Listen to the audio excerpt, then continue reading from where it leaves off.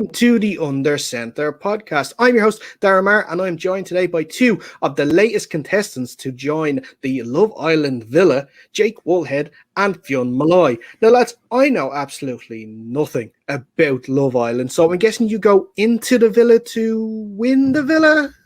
I'll tell you exactly how it works, and I've watched exactly 3 minutes of a Love Island episode this season. You go into it, you have a shredded body like myself, and then you shout, "I got a text," and then that's it. I don't know, you win somehow after that. Oh, so you text to win the house, is it? It's pay to win, I guess. Oh, okay. Jake's getting married later on this year, so he better start swimming away from the island pretty pronto. We're cutting this bit out. Don't worry, this is for the he's competing to win the honeymoon villa.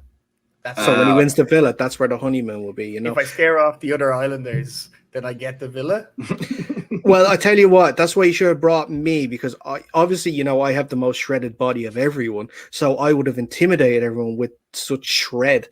That's what the guys call it, isn't it? Such shred will get everyone running away from it. Yeah. I can then give you the villa on the basis, of course, that I get it for 2 months out of the year in the summer. Well, the Perriers have the right brain cell count anyway to be on the show. I give you that much. Yeah. Single digits. Here we go. But guys, we are back after a week off. We've recharged our batteries. After we finished our, I could say, marathon, you could say, of our off-season series, looking at all 32 teams and their off-season needs, featuring some fantastic guests. It would take so long to mention each guest individually, but thank you so much to everyone over the period that has agreed to come on to the show and to be part of our off-season program. We've made a lot of great friends in that time too, that we will definitely be having on again in the future. And also a bit of news since we've been off. We had our goal of 1,000 followers by the start of the season. We smashed that goal because it's not even the start of training camp yet, and we've already broken 1,000 followers on YouTube. So Twitter, I should say. YouTube is next, but Twitter, we've broken 1,000 followers. So for anyone that has tweeted at us, followed us, retweeted, liked any of our tweets, or who's watching the show right now, thank you all so much for all the interactions so far, and we look forward to many, many great more in the future too. But let's actually, before we get into the main body of the show this week, which if you were keeping an eye on our social pages, you would know that we're talking about our all hype squad. We are actually going to do a little bit of news, because it has been a little quiet the last few weeks, but just this last few days, this news has been coming out of nowhere. Some interesting, some, you know, pretty, you could say, heart-wrenching for fans of that team. But we're going to start with Aaron Rodgers, who has been the story of this offseason. It's been the story of every offseason now, to be fair, the last couple of years. But Adam Schefter reported just on Tuesday that Aaron Rodgers was offered a 2-year extension to his contract in Green Bay to become the highest paid player in the league. Now, think about that. The highest paid player in the league for a 36-year-old, and the current highest paid player is paid $500 million for his 10-year contract. So he would have been paid more than that, and he still turned it down. So it just shows, guys, and I'll start with you, Jake, on this one, that it seems it's obvious it's more than money. This is something that runs a lot deeper for Rodgers, and I don't think any sum of money is going to fix that. Yeah, I think at this point the Packers have burned the bridge with Rodgers now, and he definitely wants out. I do just have to point out, though, that apparently that the contract was given or offered, I think, back in April, and it was non-guaranteed to make him. So it's a bit like the Saints adding the 5th year with a shit ton of money on the back end, but it was all voidable. Apparently it was all non-guaranteed stuff. So, I mean, I can't blame him for not taking a non-guaranteed deal that added 2 voidable years at the end of his contract. But I certainly think he doesn't want to play there anymore. I do have my doubts. I think he will have to play. He's not going to sit out. He's a competitive guy. I don't think he's going to sit out this year anyway. You know what? I don't know if if it's just me, but I don't think this is particularly big news. I think everyone kind of knew it wasn't about the money. It's not like he's significantly underpaid at the moment. He might not be the top man on the list of wages rolling in, but he's certainly not the bottom man either. So I don't think it was ever a question for me about the money. I don't have Jake's pessimism, though.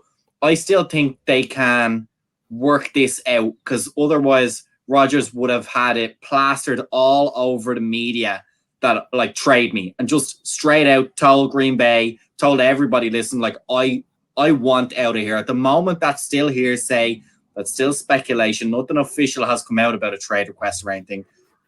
This, I think, is a little bit of a spin from Green Bay just to say, look, it isn't money. Like, it's not like we don't want to pay him. But I think everyone already knew that. There's something going on in the background, whether it's a change of maybe GM. We've had a change of head coach, so I doubt it's that. But I suspect he wants a little bit more control, a little bit more of that GM role that I don't really like the quarterbacks having, even if it is Aaron Rodgers. But yeah, that's what I suspect. I think this is just a small little bit of a spin that the Packers have started to put just to keep the news cycle going on this. Well, you say that there's been no public statement from Rodgers saying trade me, but the way these things work nowadays, that he's done everything but say those words, trade me. You know, his camp has obviously leaked stuff to the likes of Schefter, Rappaport, Pelissero, you know, that have obviously reported things over this off season. And also, I don't know if you guys had watched it, but he was obviously taking part in the match with Brady and the guys, was it Mickelson and DeChambeau? So, and they were asking questions during that too, and he would not answer a thing. You would feel that if he was going to come back, he would say, look, I'm going to play, but any question he's dodged. He's not going to answer anything. You know, the guys that he would trust, like his friends, you know, the guys, I think, he works with Pat McAfee on his show, AJ Hawk. AJ Hawk is like obviously friends with Rodgers and stuff like that. And, you know, if he was staying, those guys would come in and say, yeah, he's staying, he's not going anywhere. But like, I think that this is going to end up with him leaving personally. And I think that the best way to do it for all parties involved is to rework his contract that a lot of teams have done this offseason, to make a lot of that money guaranteed so the cap hit isn't as extreme for Green Bay if they do trade him in terms of dead cap money. So then they can move him on, get a few picks back. You know, you obviously drafted Jordan Love for a reason, so now he has his chance. And then maybe you might get some starters in return for him, maybe not. We'll have to wait and see. But I think maybe the time has come that I think this could actually be the year that Rodgers leaves Green Bay. I'd like to say that's true. I would absolutely like to believe that. But, like, no, he's not getting traded. They're not going to trade him. He doesn't want to play, but it's either retire or play. I mean, he's not the type of guy that I think will sit out a year. He has the money. He doesn't care about the money, as we said, but he certainly cares about playing, and I don't think he's going to sit out the year. But the thing is that I don't think fans would take him sitting out for a year. And the thing is that Green Bay are this team that are fan controlled as well. They're the only team in the NFL that are. So if the fans aren't happy that he's sitting out, the fans will maybe vote in favor of trading him. And if GM, I think Gutekunst is his name, if he refuses to do it, well, then I think they may just say, well, look, listen, we'll go over your head, and maybe they may, and that's how he'll get his way out.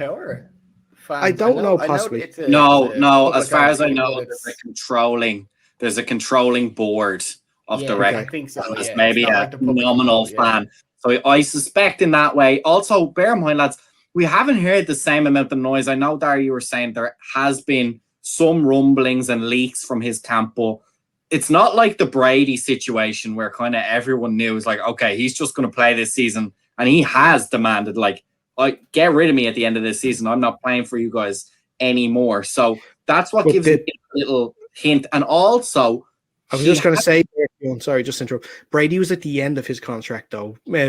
Rodgers is still in the middle of his. That's true. And I think that puts Rodgers in a little bit more of a trickier situation. And I think if it gets to it, like you mentioned earlier, Green Bay will say, okay, retire then. Like, it's play for us or retire. I don't know if they'd want to trade him, because obviously that retired contract stays valid for a long time. They hold that right. So I'm not sure what the full termination date is. If he retires now and then wants to play back in the NFL, it just kickstarts from today. Whatever, so they're going to hold that. Yeah. If he has 3 years left and he wants to start back at 42, he has to be on the Packers till he's 45. And look, I'm not surprised. I'm not surprised that we haven't had more vocal disagreements with people suggesting he'll be traded, like in the match, because Aaron Rodgers has had this but this rising tide of people saying he's difficult to work with and that stuff. And he never comes out and addresses that. His big thing is, I just don't address it. And given that this situation isn't resolved, everyone knows it's not resolved, I think he's just not addressing it. I don't think he's dodging questions. He's just doing his line that he always has done and says, I'm just not going to talk to you about it. So you're going to have to make as many guesses as you want, like we're doing now, and you're all just going to have to wait and see. Well, that's it. I think we have 3 possible scenarios, and I think we've all gone with one of them. Now, I think he's being traded. I think Fionn, you think he's going to play, and Jake, you think I think he's going to stay. I think, No. I think he'll play. There, are you willing to put your money where your mouth is? Then, if I'll do it. Traded before the season, is this another pitcher? Jake's I'll going do to a pitcher bet. I'll do a pitcher bet. But see, the problem is, I'll be able to drink my pitcher inside. You won't. I don't care where I can drink my pitcher. It's all the same where I drink it. I'll drink it in the toilet if I have to. So the bet then is Rodgers get traded before the season starts. Before the season starts. Now that's a tough one. I can't give you a before the trade deadline. Give me trade deadline. Trade deadline. I'll give you a trade deadline. So this season, this valid season, current, ongoing. Damn you, Fionn, with all your technicalities. But okay, this trade deadline, I'll make a bet with you then that Rodgers gets traded. When's the trade deadline? Is it October? November? Week 8. Okay, so October-ish, end of October. Yeah. Cool. Interesting. We'll mark that. Already looking forward to this picture. I can't wait to see you hand over that bank card to pay for that picture. It's going to be great. But let's move on to the next piece of news, and it's actually kind of very unfortunate news because LA Rams running back Cam Akers is going to miss the entire 2021 season after tearing his Achilles while training this week. Awful news for Akers, who had a great end to last season and was really good in the playoffs and was primed for a breakout year this year, being the number 1 running back in LA. Awful injury, especially for a running back to have their Achilles torn as well, because that's stuff that's going to stay with you now. It's going to affect you for your whole career. But Fionn, starting with you, really tough injury, and especially in a position that the Rams don't really have a lot of depth in. Yeah, it's tough for him. It's tough for the Rams. It's tough for the fans. I mean, nobody likes to see somebody get injured, especially such a talented player. No matter who they are, it's tough. But when it's one of the top guys on the team, it really makes it disappointing for the fans. We don't feel that disappointed, though. If anyone's following us, we have been involved in a fantasy league with a lot of other podcasts at the moment. Probably the longest draft process I've ever been involved in. Definitely longer than the actual NFL draft. We debated for a long time whether we were going to take Cam Akers. We didn't. Thank God for that. But I suspect, as with every season, he will not be the last man to go down. I suspect we'll have to play the 2021 season with a few stars missing, as we have many seasons before. Yeah, it's an unfortunate time. I mean, with how he performed in the second half of last season, I think we were all excited to see how he ran this upcoming season. It's a huge blow for the Rams, who just acquired Matt Stafford, excited to get a full offense going now, but in true Matt Stafford fashion, he can't have a functioning running back sitting behind him, so he must rely on his arm to throw the ball. I'm definitely devastated for Cam Akers. He's so much potential, but it's a crushing, like, just this early in the off season as well. It's just crazy. Yeah. Like, camps haven't even begun yet, or are beginning. Given how early it is, though, do you see them making moves to bring another stud running back in? Do you know who's a free agent currently? Oh God, I know you were going to say that. I knew you were going to say that. But you know who they can trade? What's his name? Melvin Gordon off the Broncos. Yeah, That'd be a nice pickup. I saw the name James Robinson floated around as well. That would be a good one as Being well, sure. actually. Yeah. It all depends. Now they have I think it's Darrell Henderson is the backup running back now for LA, and they do like him too. So, and they have two rookies there now as well. So maybe some experience. Hell, Adrian Peterson, Frank Gore, they're free agents. You know, like if anyone can get a decent running season out of Frank Gore, it would definitely be Sean McVay and his style of offense. And obviously Adrian Peterson, after spending the last couple of years in Detroit with Matt Stafford, they do have an understanding there too as well. So tough for Stafford because Cam Akers was going to be that RB1 that everyone was saying with the functional running game. We'll see the best out of Matt Stafford. So, you know, hopefully now the excuses don't start rolling in of, this is why Matt Stafford is not going to do well in LA because Cam Akers wasn't there. We'll see. We'll see in the future with that. But let's move on to the main part of the show. Like we said, we talked about, we're going to give our all hype teams for our offense, I should say, our all hype offenses for the last 2 years, because you always see who makes Pro Bowls, who makes an all pro team. What about people who are all hype and no substance? Or maybe who were all hype leading into the league or before they got a big contract, and they just, maybe you don't feel like they've lived up to all that hype, and you feel like there's some improvement.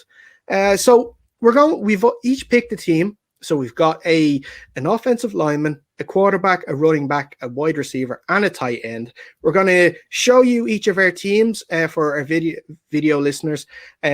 Audio side, we'll obviously explain the teams too, so you're not missing out as well. But I'm actually going to start with Fionn. I'm going to start with your team now on this one. So here is your team. Explain it to us. So for a quarterback, it's the most important position under center. For me, there was only one obvious choice. It is, of course, Josh Rosen, the number one pick, who has managed how many touchdowns since he was drafted in 2018? 12. 12 touchdowns for the number one pick quarterback coming out of college. He is now the third string quarterback in San Francisco behind their current first round draft pick from this year. So it had to be Josh Rosen for me. You could argue, I guess, in the Cardinals at the time that he went in, there was a lot of dysfunction. He didn't get a good run in it. He also went into a Miami team that isn't particularly good, still improving. Didn't get a good run at that. But at the end of the day, your number one draft pick, you should be the best of the best, and he has let them down significantly. Running back. Anyone who knows me, probably a pretty obvious decision. It is, of course, Ezekiel Elliott. The man got paid, the man got fat, and the man has not run since. He had a terrible year last year. Couldn't even break 1,000 yards. And, of course, famously on this show, Dara mentioned that Cam Newton scored more rushing touchdowns than he did on the season.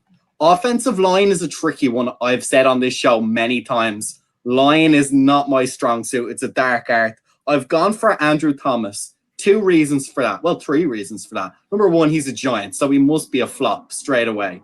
Number 2, the Giants were recently voted the worst offensive line in football last season. So that means everyone on them is a flop. And number 3, 31st. I think it was 32nd. And the third point is he was a number 1 draft pick. That's too much draft capital for you to be involved in the worst offensive line in the league. What do you mean? He wasn't first. Pretty much the worst. And by the way, he was also ranked 82 of 89 players in his position at pass blocking, which is not a great statistic for a first-rounder offensive lineman. Wide receiver, J.J. Arcega-Whiteside. He got drafted in the same draft class as DK Metcalf and Terry McLaurin. He has caught 14 footballs in 2 years in the league. That is atrocious. He has not been, by the way, some bit part player. He's a regular player for the Eagles. They drafted him in the 2nd round. Again, I think that's just way too much capital for what you got. And finally, ahead of DK Metcalf as well, by the way. Ahead of DK Metcalf and ahead of McLaurin. The output of those 2 guys just put him over the edge, I think. Finally, maybe the weirdest one on it for me, I went for Jimmy Graham at tight end. He has had amazing years with the Saints, fully deserved. He's moved around a little bit, never really performed. Last season, he had 50 catches, which is a pretty good amount for a tight end, and he couldn't top Logan Thomas's yards. He couldn't top Rob Gronkowski's yards, who was injured for half the season. So for me, that's just way too much hype based on what you actually got production-wise on the field. Now, in fairness to him, he's getting a little bit old. He's been a little bit long in the tooth. But yeah, that's what I went for. Josh Allen, Ezekiel Elliott, Andrew Thomas, Jimmy Graham, and JJ Arcega-Whiteside. Well, you mean Josh Rosen, not Josh Allen, because clearly... Josh Rosen, yes. Sorry, Josh Rosen. Josh Allen, I think, has exceeded the hype a little bit at this stage. Absolutely. I'll start first there, I think. Okay, go ahead. I'll just go in the order you went with Fionn, because I feel like that's probably the best way. Okay, Josh Rosen, fair enough. You can't argue this man did not live up to the hype about him, but that was around his draft time. Like halfway through his first season, we knew what he was. And then I would argue that last season, there was just no hype about this man. Like he lived the entire season on the backup bench, holding a clipboard. He's Josh Rosen, but he seems like he's a cool dude. I don't know. He might be destined for the XFL, or he might come to the NFL or the American Football Europe. So we might see him this side of the world. Jake, I think he's technically I don't know if it's fully true. I'll have to go back and do my research, but I think he's technically a Super Bowl winner. Yeah, I guess he would be a technical. He was on the Tampa Bay roster. No, I think he was on the practice squad. He was only ever practice squad, and I'm not sure if that was... He was never elevated to the full squad. I think it's up to the team who they give Super Bowl rings to. So maybe he does have a Super Bowl ring. We will have to Google it. Maybe we'll get that's going to be a trivia question. Sam Darnold-esque Super Bowl ring, as Dara would say. Yeah. Okay, then we'll move on to I don't know. You went on to Ezekiel Elliott next. I did anyway. I can't disagree with this one. The man looks like an Ewok. He runs like one too. I'm just not a fan of him. I think he has got the worst attitude of any running back I've seen in a long time. And he's a cowboy. So what more could you say about this man? Like, that's probably the worst organization to be a part of. I think the three of us could at least somewhat agree on that one. Now we'll come to the saltiest one of them all is Andrew Thomas, which obviously I'm still feeling quite about, as you can feel by me leaning into it there. Andrew Thomas came into the season drafted, bum ankle, played horrendously for the first 6 games, 8 games, whatever it was, could be 10. But I do have to remind you, we did have some turmoil with some offensive line coaches nearly throwing a dig at Joe Judge. There was a whole thing. I don't know if you know about that. And then we got a new offensive line coach come in, and Joe Judge was on the whole coaching up, and he started playing quite well. Now, average to above average, but for a Giants offensive lineman, that's pretty good. That is pretty good.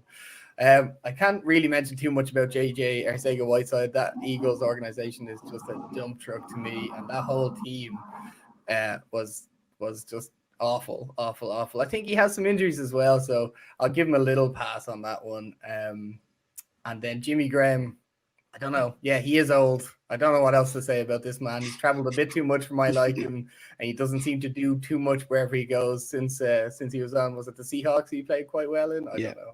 Yeah, he was on the Seahawks for a bit. They traded for him, incredibly enough.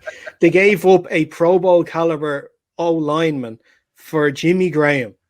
The Seahawks did. When the Seahawks had no decent O-lineman, they gave up their best one for Jimmy Graham. That's hype. Yeah.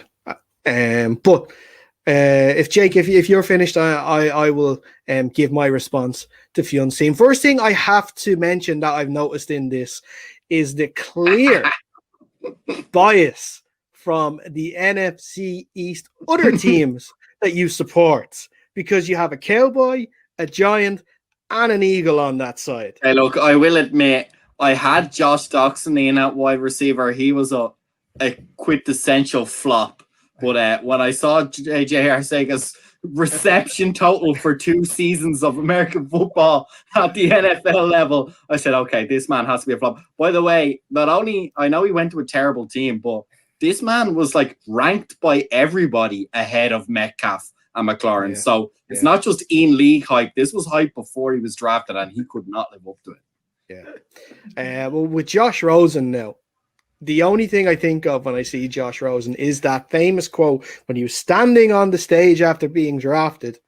I think he was drafted 9th overall by the Cardinals, and he was saying, "Josh, you're drafted 9th overall. How do you feel?" And his response was, and this is going to live in history for all time, 8 teams just made the biggest mistake of their life. No, Josh, only one team did, and that was the Arizona Cardinals. Then another team did in the Dolphins by actually trading for you, actually giving up draft capital for you. You know, Tampa Bay gave you Tom Brady and you couldn't get anything out of them. And now you are on the 49ers for some strange reason because if you're a sitting quarterback on the 49ers, there's a good chance you're going to play because with Jimmy Garoppolo, he gets injured at least 2 or 3 times a year. So like the top built like a tank though.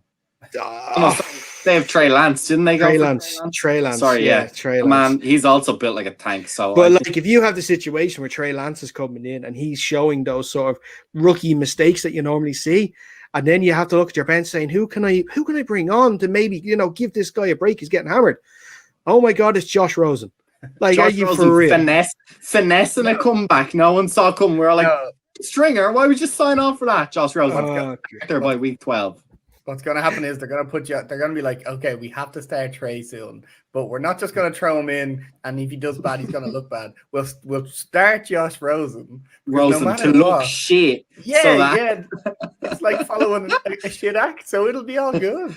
Oh, God. I can only imagine if Josh Rosen gets even one snap in the regular season, things would go crazy over there in the 49ers because I would even kept Nick Mullins. Like, I think he's still a more serviceable quarterback than Josh Rosen. Hell, I would have even got Nate Sudfeld.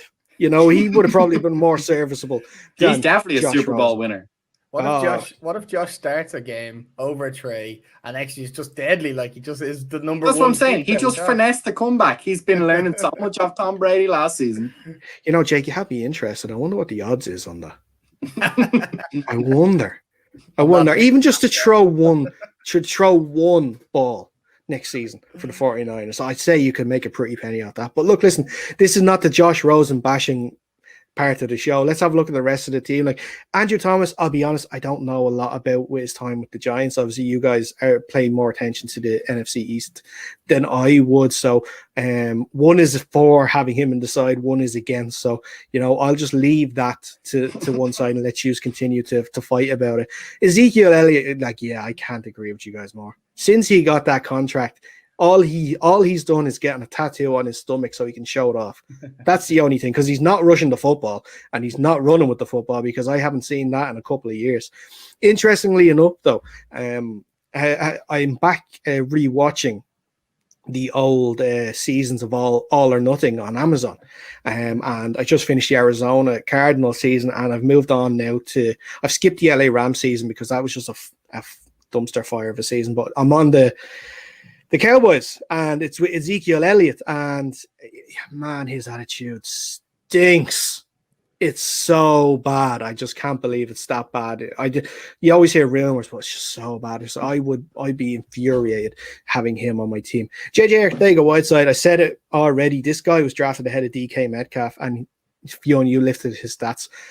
Clearly. His stats, Sarah. His literal stats. Yeah, he's the all. Well, he has caught 1 touchdown and a 2-point conversion, I believe. I think he would be in the running for the all-pro of the all-hype team. I was going to say. I think, man, that's just such poor. Jimmy Graham again, like he's kind of like you're saying, he's all to the stage. He's always been one of those or tight ends that have been like, if you're in the red zone, he's a target in the red zone. That's it, because Go ahead. I went with him because tight end, it's hard to overhype because they're chronically underhyped in general. So for me, it was the fact that if you were struggling at a tight end and your team signed Jimmy Graham, are you saying, oh, that might be a good pickup?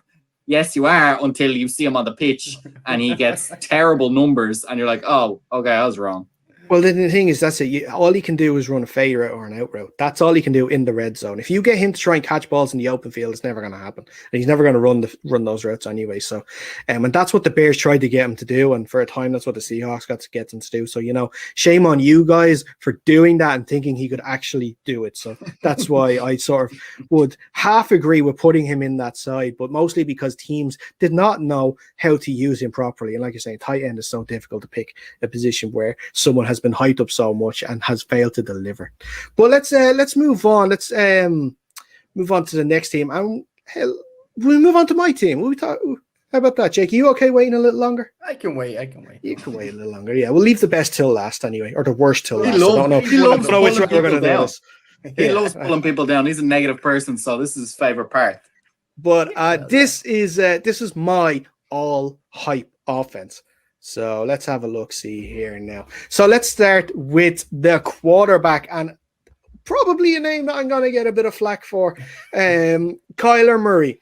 Now, like Fion's quote-unquote bias in his one for his, I think maybe I have a little bit of NFC West bias on this one, mostly because I think that it's because it's media-driven. The media has hyped up this guy to no end, but in his 2 seasons in the NFL, his record has been 5-10 and 8-8.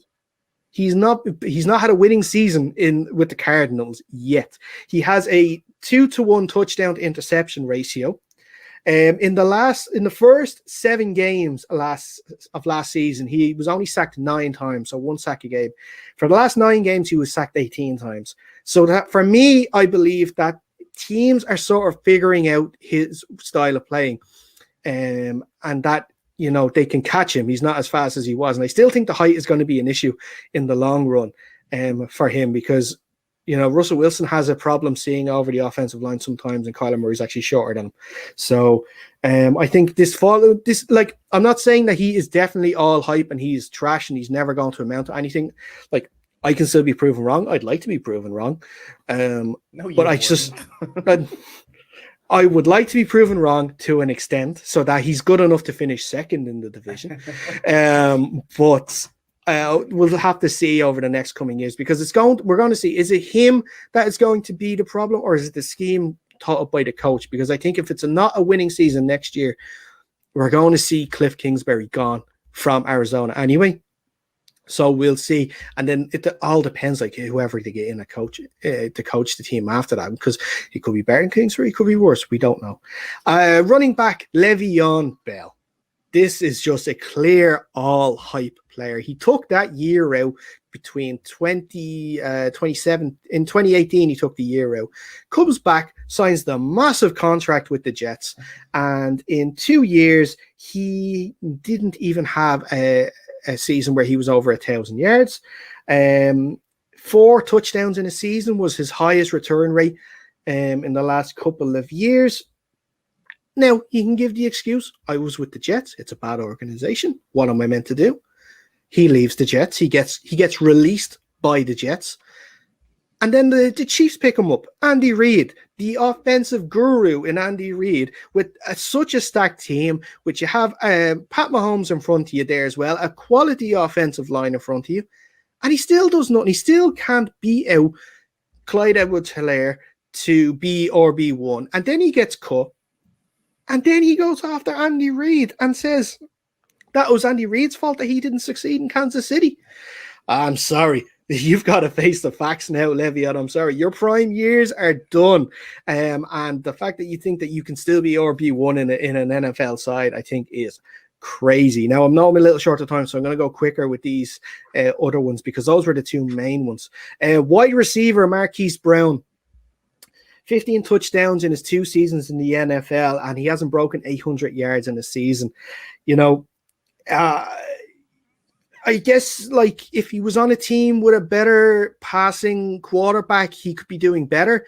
But until that happens, he's always going to be an all hype, because people are going to look at those stats all the time. When he actually can get the ball, he can be electric, and he can run really good routes. Like, 15 touchdowns in 2 years isn't a a bad number, but the fact that he's in an offense that he will not be able to excel in properly, I think is going to be a problem in the long run for him. And I think maybe a move will probably be best for him in the future. Tight end Tyler Kroft. Again, it was difficult to find a tight end. The reason why I went with Tyler Kroft is this.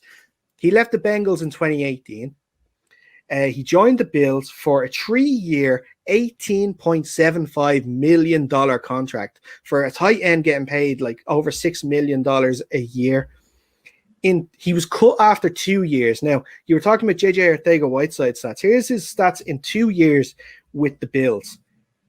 In 2 years, he had a combined 190 yards for 18 receptions and 4 touchdowns in 2 years on that contract.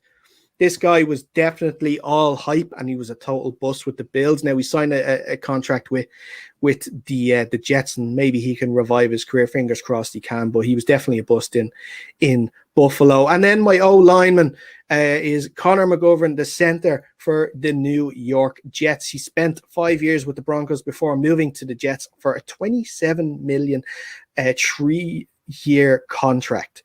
For an O-lineman, that is massive money. And he was ranked 20. Let me just see the stats here. I just want to make sure I get it right for this. 25th out of 38 centers in 2020. And you're paying that man that much money. I'm sorry. That is all hype, no substance for sure with the Jets. But guys, I leave myself at your mercy. That's my team. What do you think? Yeah, well, Kyler Murray, number 1 overall pick, obviously is all hype. We do have to remember Kyler Murray, though. That team was garbage in his first year, absolute garbage. So getting 5 wins out of that, I think, may have been a bit of a win in itself. And then the 8-8 season, I mean, it's not great. It's not pretty. Cliff Kingsbury doesn't seem to be doing great there. So, as you said there, with that new coach, if there is a new coach, then maybe he does get better. But I'm in agreement. I think he is an all-hype person at this point. I'll move on then to Le'Veon Bell.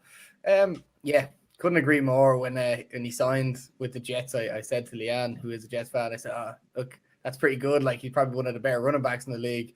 Oh, lo and behold, he was one of the worst running backs in the league. Now, you could blame some of that on the Jets, as you said, but yeah, not pretty. Marquise Brown, again, you're hitting the nail on the head in terms of all hype offense. This dude has all the talent, but it doesn't seem to be getting any of the stats for it. Like, well, he's getting some stats, but not as stats as he should be getting. But yeah, running quarterback and all that stuff, jazz. I hope he gets good at blocking, because that's probably what he's going to be doing for the foreseeable. Tyler Kroft, I'll admit I don't know a whole lot about him, but I'll take your word on getting cut and get a contract like that. It's not a good sign. And Connor McGovern, that whole Jets line, as you'll see in mine, I also picked the Jets player, but that Jets line was not pretty at all. Yeah, I think McGovern, Kroft, Bell, I'm fairly unanimously in agreement, mostly due to the outrageous contracts they all had. And Bell's year out is the ultimate self-hype to then completely flop afterwards. Like, yeah, I can take a year out of the NFL, just pop back in. Kyler Murray, I don't know if it's just being a Washington fan and seeing him torch us last year that I feel a bit like, hey, no, he's not that bad. I agree with Jake. The first year was a terrible offense. Last year, 8-8 wasn't optimal, but I don't think it was terrible given the records that myself and Jake's team had. We can't really talk too much trash about 8-8. Let's also remind everybody that they did play both the football team and the Giants last season, so that in itself an achievement beating those. Now, I will happily sign off on him going to the all-hype offense if this year, given the weapons that he has, and now teams know how to play him. So now you got to prove that you're more than just a gimmick and that you actually have some hype. I have sympathy with Marquise Brown as well. I think you're right. It's not a pass-driven offense, but I actually do think 15 touchdowns in 2 years is enough to put him not all hype, maybe over hype, but not all hype. I think that's quite a good return. I'd like that, even if it is a flash plays. You need someone who's gonna hit you with flash plays every so often, something the Washington football team hasn't had for a few years. So that's my analysis. But yeah, 3/5 of it, I'm 100% on board. Okay, well, like that's the thing. The door's not closed on these guys all together. You know, there is ways to get yourself out of the all hype team and maybe go for a Pro Bowl in the future. Bell But might be going in the all hype Hall of Fame. yeah, like he's up there with JJ Arcega-Whiteside, I think, for sure. Only for he was so dangerous in the Steelers organization. That might be the only thing that saves him. Well, that's it, and it just shows like you never know how good you have it until you leave. You know, he had it so good there in Pittsburgh. All he had to do was sign the contract, and I'm sure he wouldn't have had the type of drop off he has had if he just stayed in Pittsburgh. And I'm sure that's something he's going to regret when he does eventually retire too. I feel like he won't be regretting it too much when he's counting all that money there. Possibly not, but I'd like to think maybe he is also a player that likes the accolades too, and maybe he could have helped the team push for maybe another Super Bowl appearance or at least another AFC championship along the way. But that's my team. We'll have a look now at Jake's. Well, the best / worst is left till last, Jake. So here's your team. Take us through it. Okay, so I feel like I should be a bit rushed now there because you said that we're running low on time. So that was just me because I was talking. That's all. Okay, right. Let me start you off here with Will Ferrell. I mean, Ben Roethlisberger. He reminds me so much of Will Ferrell. The dude has elbow surgery in 2019. Obviously, hopefully he recovers well, and it certainly looked like it was going to be that way. The first 4 games, he threw, I think, 10 touchdowns, 1 interception. Fantastic start, absolutely. I think Fionn was on the train of that this train is going to derail, and at some point it did derail. The 11 games after that was 22 touchdowns, 4 interceptions, still going pretty well for Will Ferrell.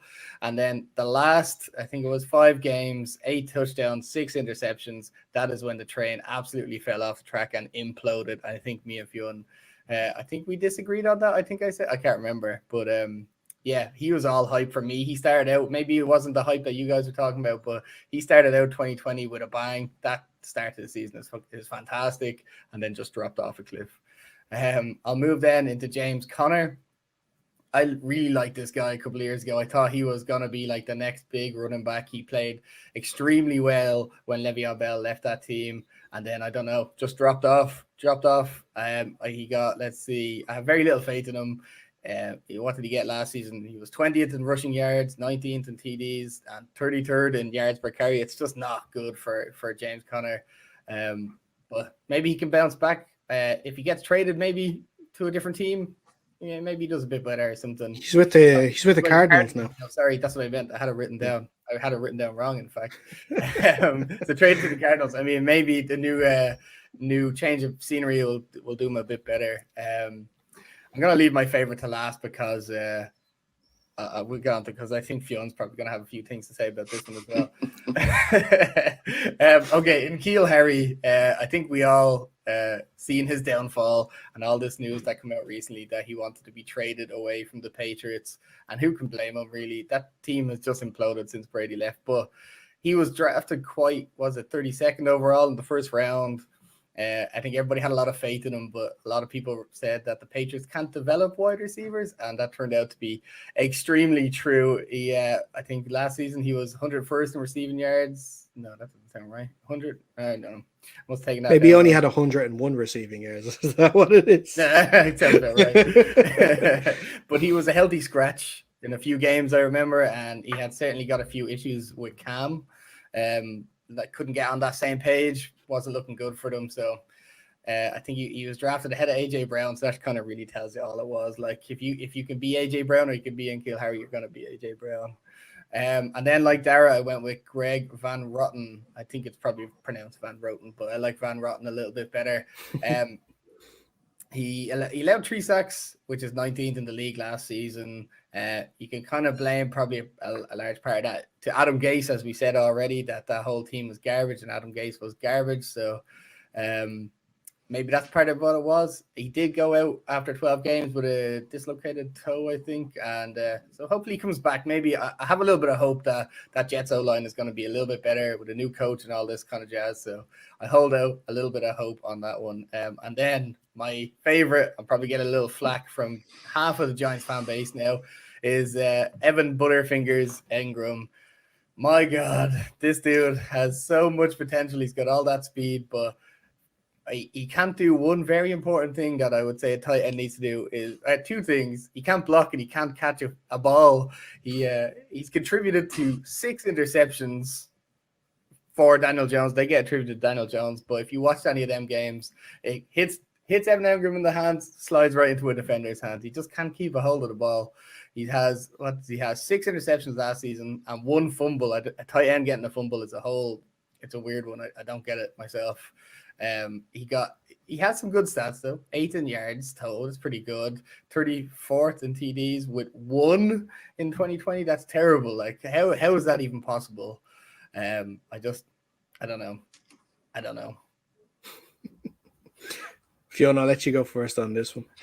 Yeah, I think I'll save my dessert for last. So I'll go through the same order as Jake did it. Ben Roethlisberger, I actually agree with you. The first time I saw it, when you popped it up on screen, I was like, was that overhyped? I mean, again, maybe similar to my Jimmy Graham. He's kind of old. He's been there. He's been good in the past. He's won Super Bowls. But you're right. When I think back and he was out injured and he was hemming and hawing, like, am I going to come back? And then he was like, yeah, I'm coming back for the boys. And he shaved his beard the first time he threw the ball and all this stuff. And it's going to be amazing. And then, yeah, he did. And as soon as the wheels came off, he proved that it was the rest of the team carrying him and that he was doing nothing to support the run they were on. So that's very disappointing. James Conner, again, I kind of agree with you. I feel sorry for him. The man beat cancer. It's hard to be overhyped after beating cancer. But, yeah, definitely given his first 2 years, I think you've nailed it there. Kind of the definition of hype coming in with good years, and then all of a sudden it bounces and it leaves you. So, yeah, I think I agree with you there. Van Roten, the Jets are a terrible team. Both New York teams. Well, actually, there's only one New York team. Both New Jersey teams are absolutely horrendous offensive line-wise in the last couple of seasons. So, not surprised to see his name up there. N'Keal Harry, again, you nailed it. Was he in the same draft as McLaurin and Metcalf as well? Or was he one? Yep. But that's, again, 2 more names. He's a first rounder. He's a first rounder, picked only a few picks ahead of JJ Arcega-Whiteside.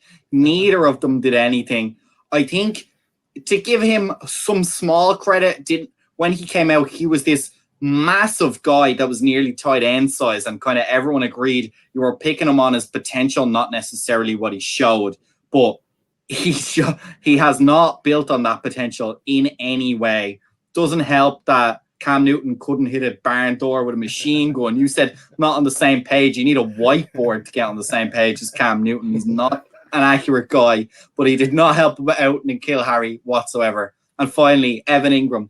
Again, it's exactly like James Conner. He was so good when he originally came in. He didn't have any of these problems, if memory serves me right. And then all of a sudden, someone wiped butter all over the ball or something. The man can't catch it. I don't know who his glove sponsor is, but he needs to change. He needs to go to Nike or Jordan or someone. I don't know who he's with, but yeah, Evan Engram, not good whatsoever. Let me remind you that last season he was a Pro Bowl tight end. So yeah, that's even more disrespectful. It is pretty disrespectful. Let's be fair, he was a questionable Pro Bowl tight end. Yeah. Put Jimmy Graham in there. Like, his numbers must have been way better than Evan Engram's. Yeah, I don't know. Yeah.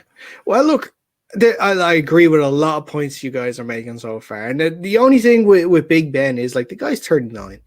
You know? I think that, like, age has got to be... He's not a guy... Like, this is a more mobile quarterback league, and he was never mobile in the first place. And you know, this is the whole thing where now we're hearing that this season he's the trimmest he's ever been. He's the best looking he's ever been and stuff like that. I was like, it's the off season. And then first of all, it's like, why does it take you to be in the 40th year of your life to take it then seriously? You know, like what is the point of that? You're just doing this as look, lads, I might as well do it for 1 year, and then I can go and just, you know, sit on my arse and then just get fat again or something. You know, I can attest for that because I've been doing it for 30 years, and it does feel great, Ben. But you know, I've never claimed to be a professional athlete. He also found Jesus. So even Jesus hyped him up last season and did not stay around to see the end of the season. I can tell you that much. Do you think he's not the image of Will Ferrell? Like, he is absolutely epitome of I think if you told me now, jokes on you guys, I've actually photoshopped Will Ferrell's face there, I would believe you. You know what? I would too. Just to prove no one could tell the difference. Yeah, you know what? Good, yeah. I would too. Look, Which is rough for big points. So that's a bit. I was going to say that's a little rough on Will Ferrell. Will Ferrell looks after himself. But look, let's move on to very quickly to James Conner. Yeah, I agree with you guys. I find James Conner. I watched a few games from last night. He's a very one-dimensional running back. He'll just try. If you tell him that hole to run through, he will try and run through it, but he won't. He runs with his head down. It's like, go that direction, and he'll go that direction. He doesn't look and sort of see, okay, so there's no gap there, so I'm going to try and evade. If there's no gap, he's just going to run into defenders and take the tackle. N'Keal Harry, yeah, man, this is a clear one too. That draft with such great wide receivers, and he goes in the first round, and what happens? It's absolutely awful. And now he wants to trade, and now he won't even he won't say it quietly so the Patriots could get something out of it. He has to go public, and he has to basically diminish his trade value to nothing. So much so that I think the Patriots will end up cutting him. They won't even get anything back for him. And then he'll go and be, a third, fourth, fifth choice wide receiver in another team where we'll probably say, remember that guy N'Keal Harry? That I think that's what happened to him. Yeah, Jets O-line is absolutely terrible, and it shows. 2 of the 3 choices in our all hype offense have been Jets O-linemen. No more need to be said. Evan Ingram is such a weird thing.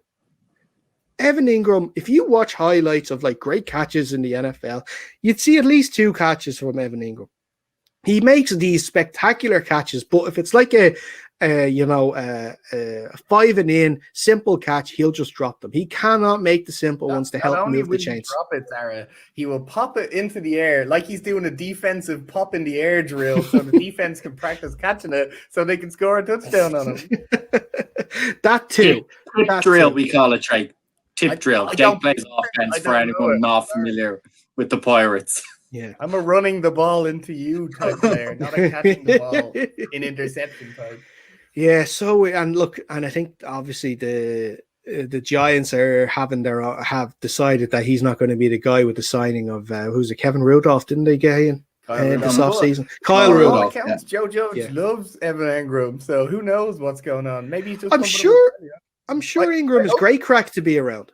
I hope that he stays on the Giants and turns it all around, because I've assigned Evan Ingram jersey, and that will become useless if he goes to another team. Look. He'd be grand if he's in a tight end committee. I think that would be grand. Maybe it won't be, because concentration seems to be an issue for him. So maybe only coming in for a couple of plays might not help. Move him to giant slot receiver and make him make those one-handed contests. He was the guy for a while that was doing all those the Jets sweep runs, jet sweep runs for the Giants for a while, so he's got a bit of pace about him.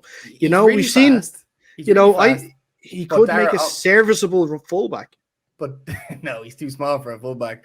On one of those jet sweeps, Dara, he did not catch the ball, which turned out to be a fumble recovered by the other team. Oh, I remember that. Yeah, that was shocking.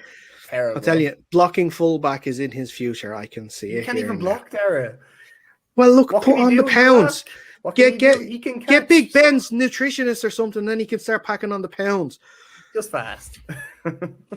We'll see. But look, listen, that is Jake's team. So I think we've had some good choices there for sure. I like our choices. I think there's some questionable, there's some good ones. We'll see what happens. Maybe next week, possibly the week after, we'll do a all hype defense. Which will be fun. Maybe we'll add in a coach in there, John Gruden. But we'll see in the future. But that's actually all the time we have for this week. Before we go, guys, if you haven't already and you're watching us on YouTube, please like the video and subscribe to us on YouTube, where you'll find our show each and every time we have a new one. And you'll find show clips there too, and you'll be able to watch all of our previous episodes as well. If you are on Twitter, make sure you are following us on Twitter. Like I said, we recently passed 1,000 followers. Thank you so much for that once more. But let's keep going. Let's get to 2,000. So make sure you follow us on Twitter at UnderCenterPod. We're also on Instagram at UnderCenterPod. And if you actually want to follow us on Facebook, you can too. Facebook.com/UnderCenterPod. Lads, thank you so much, as always, for coming on. Thanks a lot. Yeah, we'll see what the listeners think and whose team is the best all hype team. Yeah, if you have any disagreements or you want to think that we missed a name that we should add in there, obviously get us on any of the social channels and let us know below, and we'll have a spirited debate. We'll call it the spirited debate, where we will make our arguments for or against your picks. But like I said, that is all the time we have for. We'll be back again next week with another show. But until then, stay safe and we'll see you soon.